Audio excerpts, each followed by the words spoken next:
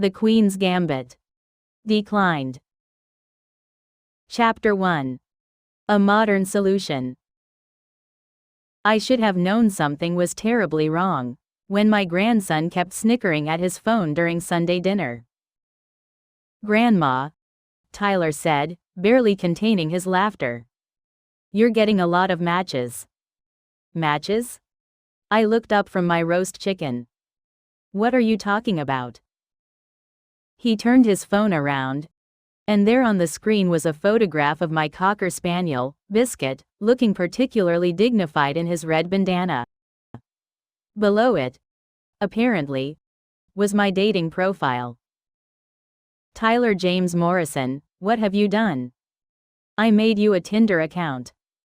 He grinned like he'd just solved world hunger. "You kept saying you wanted to find someone to play chess with at the community center. But nobody ever shows up. So I thought, why not try the internet?" I snatched the phone from his hand. The profile read, "Looking for a good chess partner. I make excellent cookies. Love long games and quiet evenings." "This seems perfectly reasonable," I said, scrolling through. "Though I don't understand why you've used only pictures of Biscuit and my beef Wellington." "Because those are your best features, Grandma." "Charming." Wait. Tyler grabbed the phone back, his eyes widening. "Oh no. Oh no." "What?" "I put your age in wrong. It says you're 27. I squinted at the screen. Sure enough, there it was. Marianne, 27. "Well, fix it then." "I can't. You've already got like 50 matches. If I change it now, they'll all disappear." He was scrolling frantically. "These guys think you're a 27-year-old woman who loves cooking and..." "Oh God, Grandma. One of them just sent you a message asking if you'd like to Netflix and chess." "What does that mean?" "Nothing. It means nothing." Tyler's face had gone completely red. "I'm deleting this right now." "Absolutely not." I plucked the phone from his hands with the dexterity of someone who'd been confiscating contraband from grandchildren for decades. "You've made this mess, and now I'm curious. Besides, if someone wants to play chess with me, what's the harm?" "Grandma, these are 20-something guys who think they're going to date a 20-something woman. Then they'll learn a valuable lesson about reading comprehension, won't they? It says clearly I want a chess partner." Tyler buried his face in his hands. "This is going to be a disaster." "Nonsense," I said, pocketing his phone. "This is going to be an adventure." Chapter 2. The Match. I'll admit, I didn't entirely understand how the application worked. Tyler had tried to explain the swiping mechanism, but it seemed unnecessarily complicated. In my day, if you wanted to meet someone, you simply went to a church social or a dance hall. You didn't swipe them left or right like you were sorting playing cards. Still, I was a woman of the 21st century. I could adapt. Over the next few days, I found myself rather entertained by the various messages I received. Most of them were incomprehensible. Apparently, young people had developed an entirely new language, consisting primarily of abbreviations and small cartoon faces. "WYD?" wrote someone named Brad. "I'm making a pot roast." I typed back carefully, using only my index finger. "Would you like the recipe?" Brad did not respond. Another young man named Connor sent me a picture of himself at the gymnasium, flexing his muscles. "Looking for someone who can keep up," his message read. "I walk 3 miles every morning," I replied. "Weather permitting." Connor also went silent. But then, on Thursday afternoon, I received a message from someone named Oliver. "Hi. I saw you're into chess. I've been trying to improve my game. Would you want to meet up for a match? There's a nice cafe downtown. Now this was promising. That sounds lovely, I typed. I'll bring my travel set. It's mahogany. Perfect. Saturday at 2? It's a date. I realized immediately that date might have been the wrong word. But Oliver had already responded with a little yellow thumbs up symbol. So it was too late to clarify. Tyler nearly had a stroke when I told him. You can't actually meet one of them, Grandma. Why not? He seems perfectly nice. He used complete sentences. Because he thinks you're 27. He's going to show up expecting a young woman, and instead he's going to find. He stopped himself. His elder? I supplied sweetly. Tyler, I'm 72, not deceased. I'm perfectly capable of having a conversation with a young man about chess. But. No buts. I'm going. And you're going to drive me, just in case he turns out to be an axe murderer. That's not reassuring, Grandma. I'll wear my nice cardigan. The blue one. Tyler looked like he wanted to argue further, but he knew better. I hadn't raised 3 children and helped raise 4 grandchildren by being easily dissuaded. Chapter 3. Preparations. Saturday arrived with the kind of crisp autumn weather that made me grateful to be alive. I'd always loved October. The way the light slanted golden through the trees, the smell of wood smoke and apples, the excuse to make soup. I spent the morning baking chocolate chip cookies. The kind with slightly crispy edges and soft centers that I'd perfected over 40 years of practice. If this Oliver wanted a chess partner, he was going to get the full Marianne Morrison experience, which included excellent baked goods. Tyler arrived at 1:30, still looking nervous. You're really doing this, he said, watching me pack the cookies into a tin. I really am. And you're going to tell him right away that there's been a mistake? Of course. I wrapped my chess set carefully in its felt cloth. I'm not trying to catfish anyone, Tyler. That's what you young people call it, isn't it? Catfishing? Yes, but. Wait, how do you know about catfishing? I watch the news. I'm old, not ignorant. I picked up my handbag. Now, are you driving me or shall I call an Uber? Tyler's eyes widened in horror. You know how to call an Uber? Tyler, darling, I learned how to use a computer before you were born. Now let's go. It's rude to be late. The cafe was one of those modern establishments with exposed brick and succulents in concrete planters. Through the window, I could see a young man sitting at a corner table, checking his phone repeatedly. He looked about 25, with dark curly hair and the kind of nervous energy that reminded me of a rabbit. That's got to be him, Tyler muttered. Grandma, please, wait in the car. I'll text you when I'm ready to leave. You know how to text? Tyler, you're embarrassing yourself.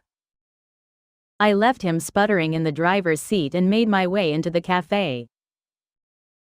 Chapter 4. The Reveal. Oliver looked up as I approached, and I watched his expression cycle through confusion, more confusion, and then what I can only describe as polite panic.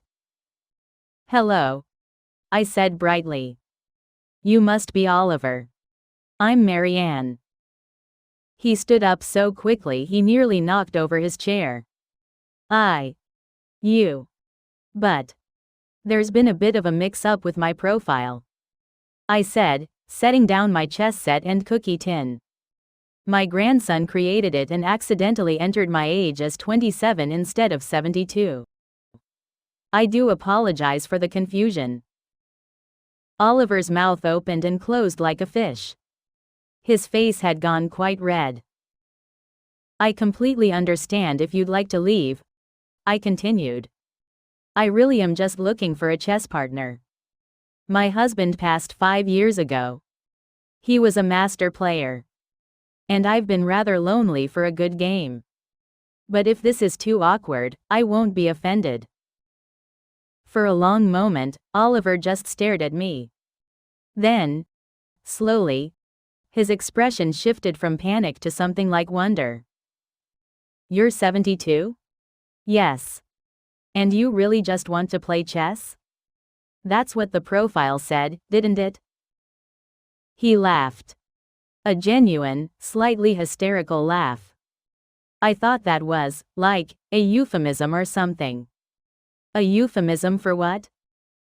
His face went even redder. Nothing. Never mind. He sat back down, still looking dazed. You know what?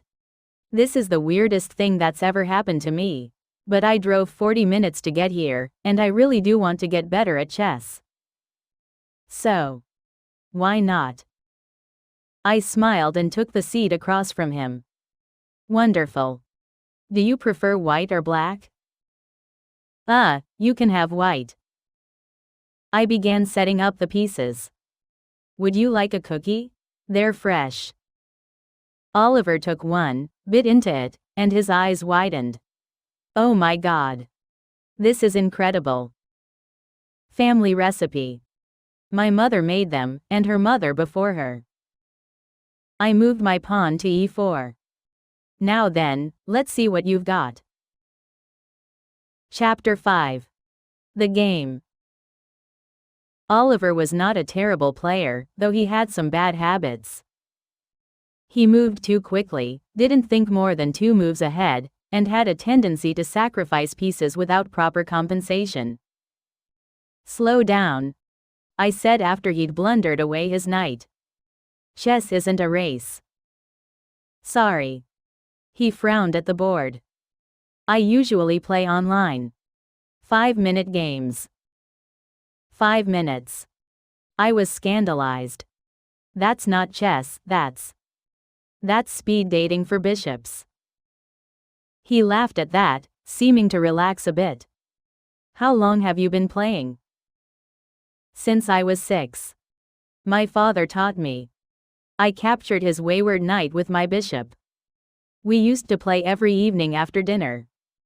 Check. Oliver studied the board, his brow furrowed. I watched him work through the possibilities, seeing the moment he realized he'd walked into a forced mate in 3 moves. I resign, he said, tipping over his king. Good. You spotted it. That's important. Knowing when you're beaten. I began resetting the pieces. Again? We played 3 more games. Oliver lost them all, but each game was better than the last. He was learning, adapting. By the 4th game, I actually had to work for my victory. You're improving, I said. You're a really good teacher. He ate another cookie. Can I ask you something? Of course. Why Tinder? Like, specifically? There are chess clubs, online forums. My grandson thought he was being helpful. And honestly? I smiled. I was curious. I've been hearing about these dating applications for years. Everyone acts like they're either the end of civilization or the second coming of the church social. I wanted to see for myself. And?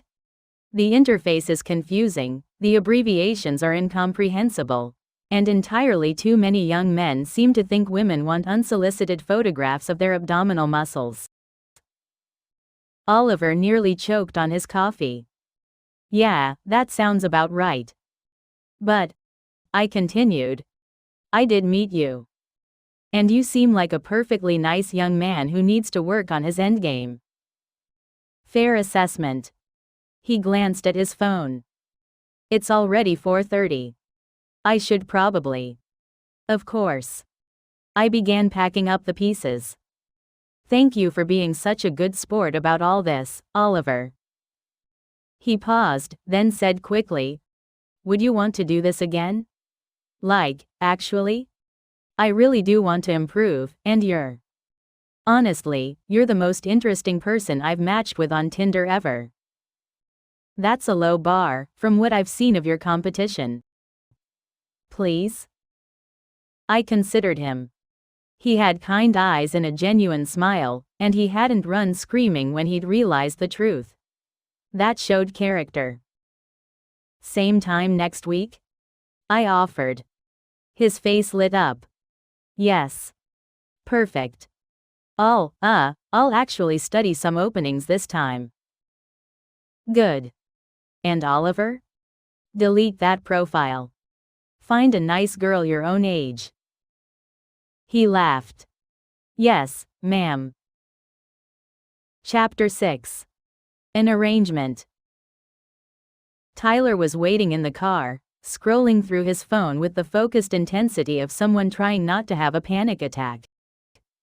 How bad was it? He asked as I climbed in. It was lovely. We're meeting again next Saturday. What? He's a very nice young man, Tyler. Terrible opening game, but he's coachable. My grandson looked like he wanted to argue, but he knew that tone. That was my, "I've made up my mind and you're wasting your breath," tone. His mother had heard it many times over the years. The week passed quickly. I found myself looking forward to Saturday in a way I hadn't anticipated. It wasn't romantic interest, obviously. Oliver was young enough to be my grandson.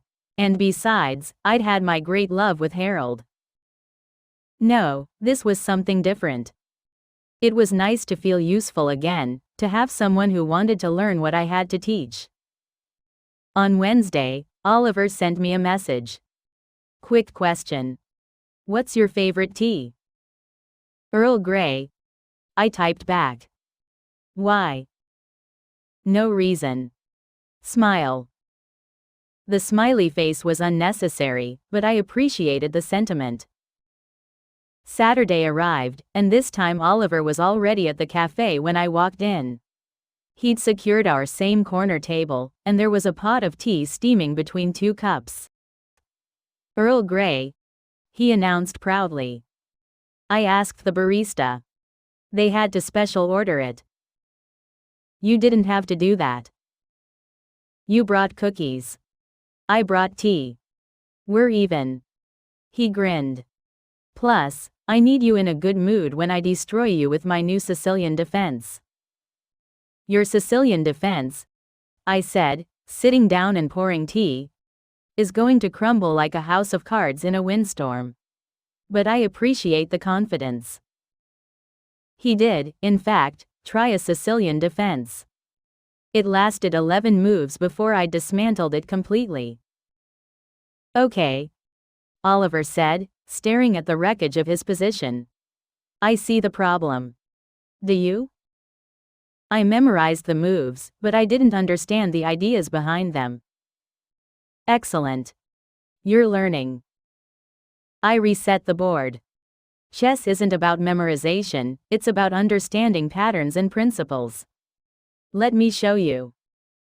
For the next hour, I walked him through the ideas behind the Sicilian. Controlling the center, creating imbalances, when to attack and when to consolidate. Oliver listened with the kind of focused attention that teachers dream about. You should have been a teacher, he said during a break. I was. 35 years, 4th grade. That explains so much. Chapter 7. Expanding Horizons. The following Saturday, Oliver arrived with a notebook. I'm taking notes now, he explained. My roommate thinks I've joined a cult. A chess cult? He doesn't know about the chess part. I just told him I'm meeting up with someone on Saturdays. And he assumed a cult? To be fair, I've been watching a lot of chess videos and muttering about pawn structures. So I can see where he's coming from. I laughed. We'd settled into an easy rhythm. chess, conversation, cookies, tea. Oliver had stopped being nervous around me. And I'd learned that he worked as a graphic designer, lived with 2 roommates in a tiny apartment, and had a complicated relationship with his father. He wanted me to be a lawyer, Oliver said during our 4th meeting, moving his bishop. He's a lawyer, my uncle's a lawyer, my grandfather was a lawyer. But I wanted to draw. So you became a designer. So I became a designer, and he called it, wasting my potential. Oliver's voice was light, but I could hear the hurt underneath. We don't really talk anymore. That's his loss, I said firmly. Your move. He looked up, surprised. You don't think I should have been a lawyer? I think you should be whatever makes you happy. Life's too short to live it for someone else. I captured his bishop. Though you should probably think more than 5 seconds before moving. Check. As the weeks went on, our meetings expanded beyond just chess. Oliver started arriving earlier, and we'd talk over tea before the games began.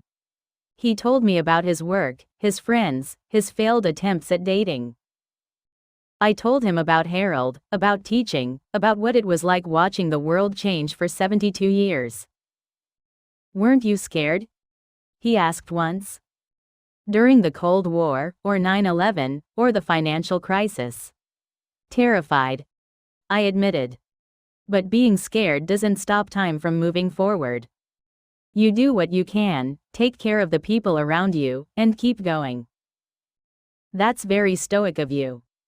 I have no idea what that means, but thank you. He grinned. It means you're wise. I'm old. There's a difference. Chapter 8. Life Lessons. It was during our 7th meeting that Oliver's game finally clicked. I watched him work through a complex middle game position. His face scrunched in concentration, and suddenly he saw it. The pattern, the plan, the way all the pieces worked together. Here, he said, moving his knight. And then if you take, I have this fork, and if you don't take, I'm dominating the center. Excellent. I was genuinely proud. You're thinking like a chess player now, not just moving pieces around. He won that game. His first victory against me. The look of pure joy on his face reminded me of my son Thomas when he'd finally learned to ride a bicycle. I did it. Oliver jumped up, then immediately looked embarrassed. Sorry, I know it's just a game. It's not just a game. You worked hard and you improved. That's worth celebrating. I packed up the pieces. Same time next week? Actually, Oliver said hesitantly. I was wondering if maybe you'd want to do something different? Like, not here? I raised an eyebrow. Are you asking me on a date, Oliver? What? No. I mean, not that you're not. But I'm not. He took a breath. There's a farmer's market near my apartment on Sunday mornings. Really good produce. I thought maybe you'd want to check it out. You're always talking about cooking, and... That sounds lovely, I said, taking pity on him. Text me the address. The farmer's market was indeed impressive. Oliver met me at the entrance, looking pleased with himself. Okay, so I need to learn how to cook, he announced. I'm 26 years old and I live on takeout and frozen pizza. It's embarrassing. It's never too late to learn. I examined a display of heirloom tomatoes. What do you want to make? I don't know. Something that won't kill me? Ambitious. We spent the next hour wandering through the market. I showed him how to pick ripe avocados, which herbs were essential for a basic kitchen, why you should always smell your fish before buying it. Oliver took notes on his phone and asked a million questions. This is like chess, he said suddenly. There are patterns and principles. Rules you have to learn before you can break them. Exactly. You're getting it. We ended up at his apartment. A cramped space he shared with two other young men who looked absolutely baffled to see a 72-year-old woman in their kitchen. "This is Marianne," Oliver said. "She's teaching me to cook. And chess. It's a long story." "Is this a Mrs. Doubtfire situation?" one of the roommates whispered. "I can hear you, dear," I said pleasantly. "And no, I'm not anyone's nanny." Now, who wants to learn how to make a proper carbonara? Chapter 9. The Kitchen Tutorial. Oliver's kitchen was a disaster. The knives were dull, the pans were cheap, and I found 3 expired cartons of milk in the refrigerator. "This," I declared, "is a crime scene." "I know it's bad," Oliver said sheepishly. "Bad? Bad is a messy counter. This is a full-scale intervention." I rolled up my sleeves. "First, we're cleaning. You can't cook in chaos." For the next hour, I supervised while Oliver and his roommates cleaned the kitchen. I made them organize the pantry, throw out everything expired, and properly wash the dishes that had been soaking for what looked like several days. "My mom tried to teach me this stuff," Oliver admitted, scrubbing a particularly stubborn pot. "But I never paid attention.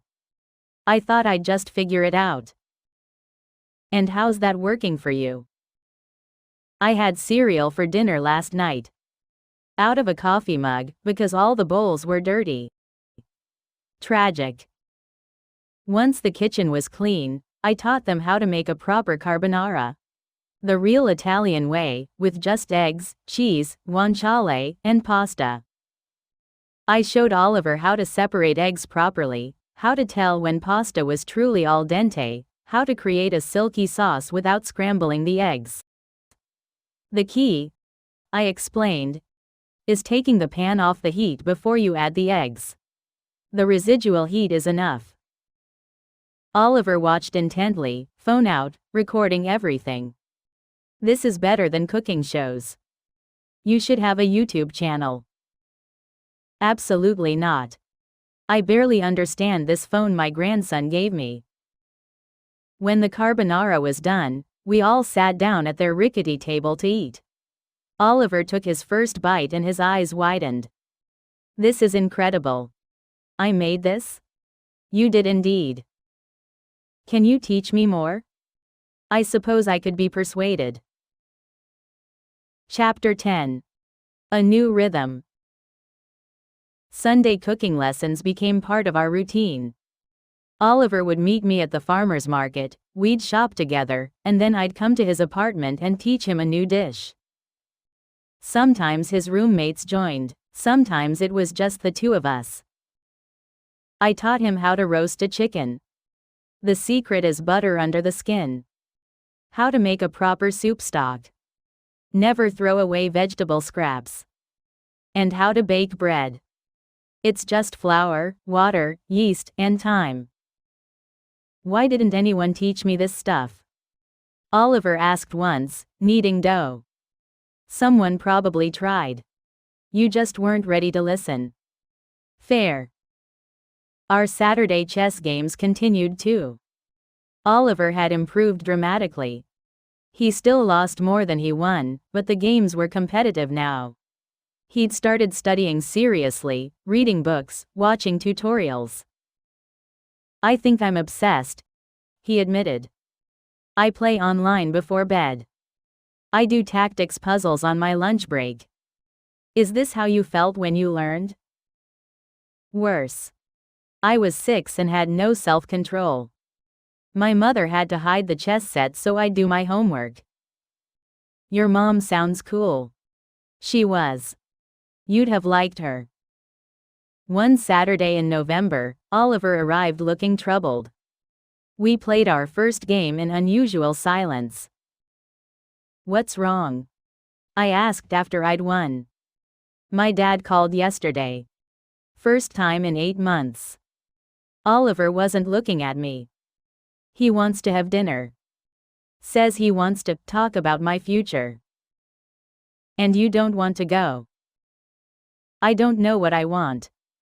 Every time I think I'm over it, that I don't need his approval, he pulls me right back. I poured us both tea, thinking carefully. Can I tell you something about my husband? Please. Harold wanted to be a musician. A jazz pianist, specifically. He was brilliant. Could play anything by ear. But his father told him music was a hobby, not a career. So Harold became an accountant. Did he regret it? He said he didn't. He said he had a good life, a family he loved, financial security. But sometimes, late at night, he'd sit at our piano and play. And I could hear everything he'd given up in that music. I met Oliver's eyes. Don't make Harold's choice. Life is too short to live it for someone else's approval. Oliver was quiet for a long moment. Then, will you come with me? To dinner with my dad? What? I know it's weird, but you're like the sanest person I know. And I think if you're there, I won't chicken out. I won't just agree to whatever he says. Oliver, I don't think. Please, Marianne. I need backup. How could I refuse that? Chapter 11. The dinner. Oliver's father, Richard, was exactly what I'd imagined. Expensive suit, firm handshake, the kind of smile that didn't reach his eyes.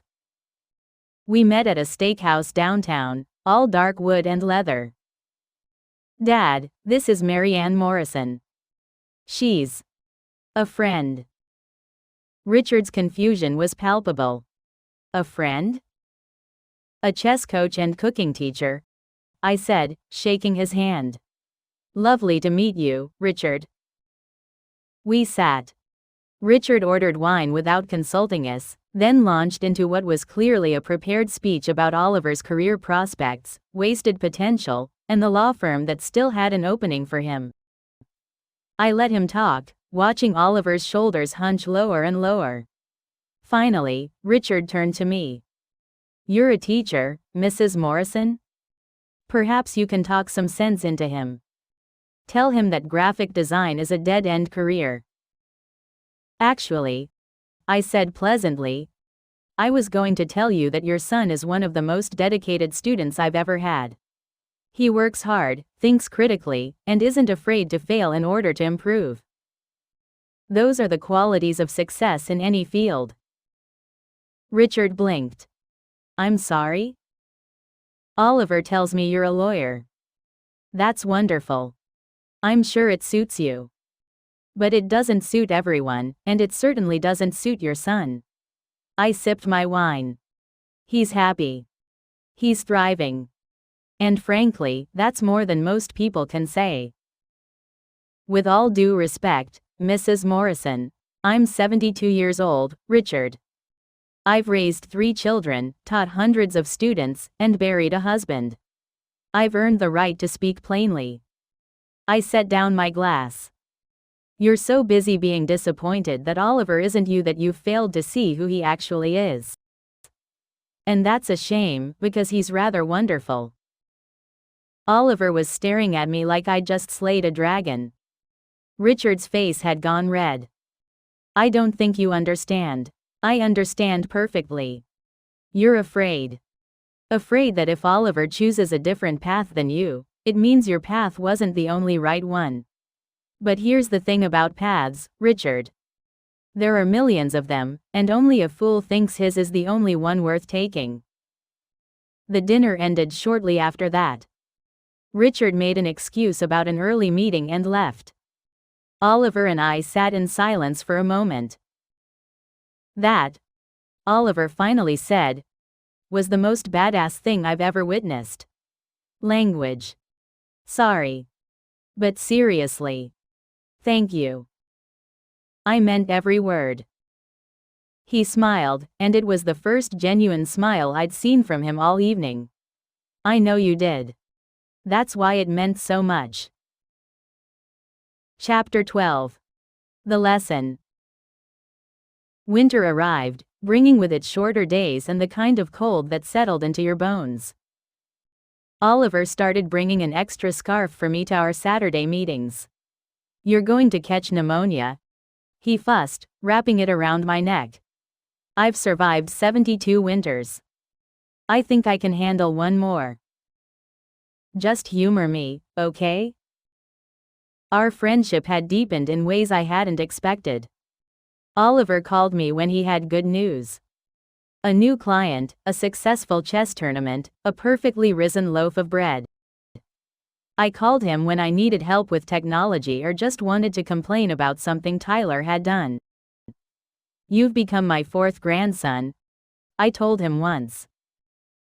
Does that mean I get included in the Christmas card?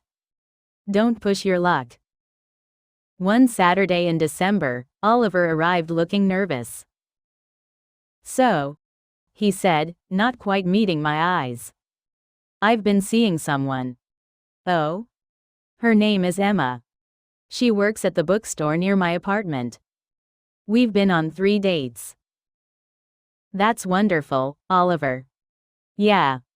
He fidgeted with his chess pieces. She wants to meet you. Me? I talk about you a lot, apparently. She thinks you sound cool. And also, she wants to know if our Saturday chess games are actually secret dates, because she's seen way too many romantic comedies. I laughed. Tell Emma she's welcome to join us anytime. And that the only romance in my life these days is between me and my crossword puzzles.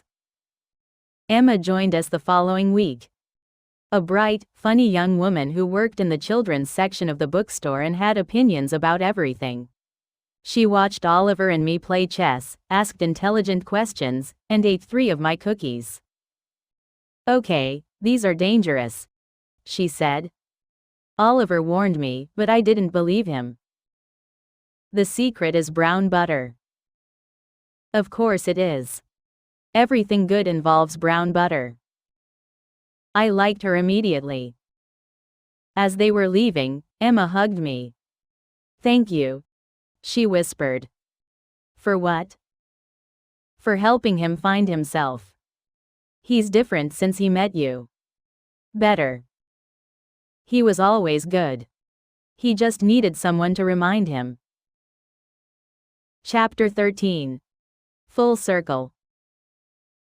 Christmas approached, and Tyler invited me to his family's celebration. Just the usual chaos, he promised. Kids running around, too much food, Uncle Mike telling the same stories. Will you finally apologize for the Tinder incident? I asked. Never. It turned out great. He wasn't wrong. On Christmas Eve, I received a package from Oliver. Inside was a beautiful wooden chess set, each piece hand-carved, along with a note. Marianne. Thank you for teaching me about chess, cooking, and standing up to my father. But mostly, thank you for teaching me that it's never too late to find exactly what you're looking for. Even if it shows up 72 years old with a chess set and cookies. You're the best match I ever made on Tinder. Merry Christmas. Oliver. I may have cried a little. New Year's arrived, and with it, a resolution. I was keeping the Tinder profile. Tyler had fixed the age. Finally. And I'd updated it with actual photos of myself. I added to the bio. 72, genuinely looking for chess partners. Also happy to teach cooking. No longer accepting matches with shirtless photos.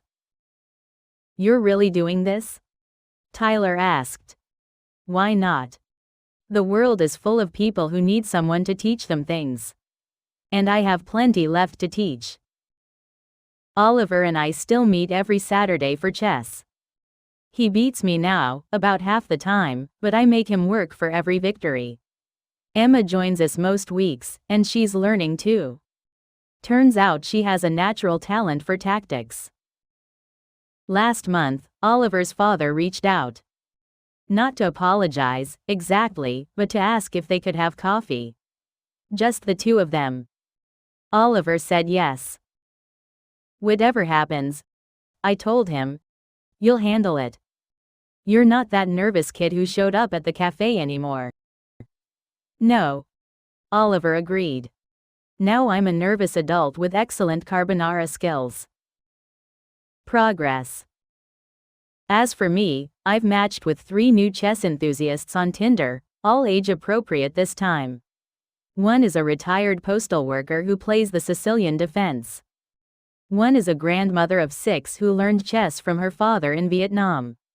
One is a widower who told me I remind him of his late wife. Which would be creepy if he hadn't immediately followed it with, she would have kicked my ass at chess too. We're meeting for a tournament next month. I'm bringing cookies. Tyler still shakes his head at the whole situation. Only you, Grandma, he says. Only you could turn a dating app disaster into a mentorship program. I prefer to think of it as adaptability, I tell him. It's important to stay flexible in your old age. You're the most inflexible person I know. Exactly. So imagine how flexible I could be if I tried. Epilogue. It's been a year since that first confused meeting with Oliver at the cafe. A year of chess games and cooking lessons, of found friendships and unexpected connections. A year of proving that sometimes the best things in life come from the most ridiculous mistakes. Oliver got a promotion at work. Emma moved in with him. His father still doesn't quite understand his career choice, but they have dinner once a month, and that's something. As for me, I've learned that 72 is not too old for adventures. It's not too old to make new friends, try new things, or accidentally become a minor sensation on a dating app because your grandson can't read a calendar properly. Last week, a journalist contacted me. Apparently, Oliver had told someone who told someone, and now they want to write an article about the elderly woman who used Tinder to find chess partners and ended up teaching life lessons to millennials. Absolutely not, I told Tyler. The last thing I need is more attention. Too late. It's already trending on Twitter. You're a meme, Grandma. I don't know what that means. It means you're famous. For what? Playing chess and being old? For being yourself. For showing people that connection can happen anywhere, at any age, if you're brave enough to show up and be genuine. I suppose there are worse things to be famous for. This Saturday, Oliver, Emma, and I are meeting at the cafe. Same corner table. Same cookies. Same chess set, though now he has the fancy wooden one he gave me, and I've claimed his old plastic set as a spare. We'll play. We'll talk. Emma will probably beat both of us. She's gotten terrifyingly good. Afterward, we might go to the farmer's market, or maybe just get coffee, or perhaps just sit and enjoy being in each other's company. Because that's what this year has taught me. Sometimes the thing you're looking for isn't what you find. Sometimes you set out looking for a chess partner and you find a grandson. You look for a teacher and you find a friend. You create a Tinder profile as a joke, and you discover that the world is still full of surprise and joy and connection. If you're willing to swipe right on possibility. Even if you have to do it very slowly, with one finger, while squinting at the screen and muttering about these tiny buttons. Some things, I suppose, never change. But some things, the important things, change all the time. And that's exactly as it should be. Check and mate.